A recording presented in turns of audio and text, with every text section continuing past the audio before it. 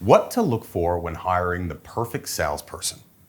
One person can completely change the culture of an office, and having the right kind of people in to push those standards and create that belief, it can be the thing that you look back on and go, that was the moment that we became great. It's a big deal.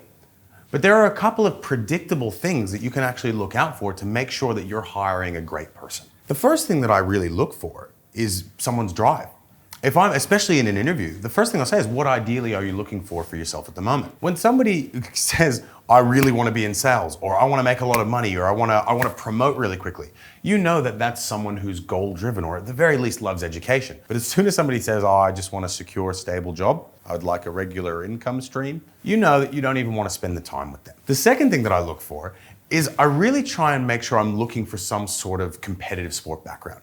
Sales is about winning. Believe it or not, sales is a sport. And if you want a winning team, you need to hire a team full of winners. So somebody that's played in sport at a competitive level, or even better, martial arts, or even dance. Girls that dance, I mean, you have no idea, and guys as well, what they actually have to put themselves through in order to achieve, the certain outcomes that they want. Look for some sort of competitive sport, martial art, or dance, and you're gonna get a winner on your team that's gonna make sure that they hit their targets no matter what, every time. The next thing you actually wanna look for is someone who backs themselves.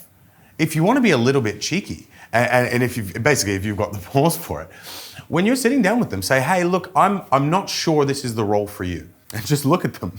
If they disagree with you, that's someone you wanna hire right away. Now, if you're not necessarily confident enough with that, that's okay. Now, if you're trying to recruit a leader, somebody who is able to run teams of their own and really mentor people, not just those lone wolf style sales killers, you also are going to need them to be adaptable. Because when things go wrong, which in sales they inevitably always will, you need someone who's not going to take it personally and be a victim to those circumstances. You don't want any kind of entitlement or despair happening. So when those problems arise, you need someone who's adaptable, who can just get on with it. Well, what you're actually looking for is humility.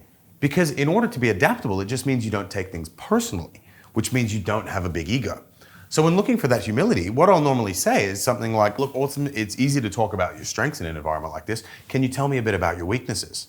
Now the secret is, I don't actually care what they say. What I'm looking for is how quickly they respond to that question. If they take a really long time to answer, or they can't even think of anything, that person's a narcissist. And look, sometimes those people will be great in an isolated sales role, but if you're in a really big team environment, they're going to be a nightmare to manage because they're not going to get along well with others. They're not going to play well with the other kids. But more importantly, if they're running in a leadership role, they're never going to be able to have the compassion and genuineness that it takes to really be able to nurture and grow leaders that are competent underneath. So making sure you're looking for that humility really goes a long way. The other thing that I look for in people when they're coming into the sales team is, believe it or not, if they've worked in fast food.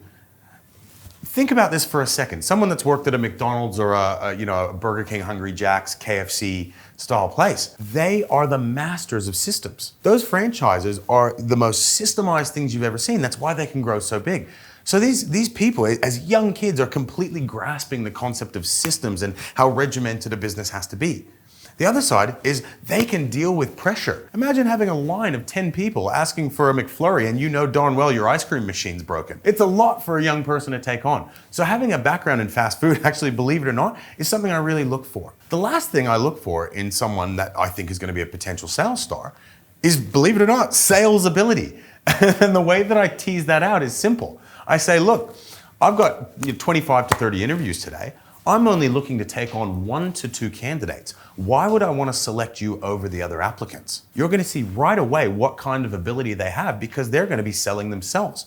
You're going to be looking for the confidence and certainty at which they speak, and also their ability to fulfill the needs that they perceive you have. The easier it is for you to gauge their sales ability, the more likely you're going to know they're going to be good salespeople. All in all, when you're really looking for great salespeople, you're really looking for winners. You're looking for people who are humble.